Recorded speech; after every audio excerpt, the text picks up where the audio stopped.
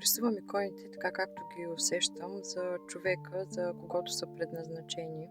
Не са съвършени, но всяка от тях е уникална и различна, защото е създадена чрез усещане и чрез интуитивно възприемане.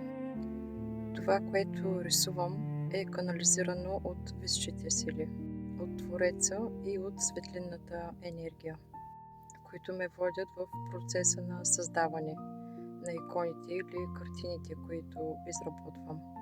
Във всяка една икона или картина, която изработвам, влагам положителна енергия, любов, закрила, защита, светлина, здраве и благополучие.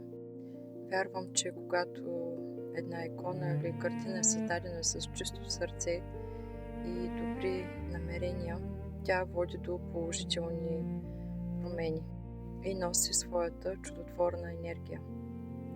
Бъдете здрави и благословени!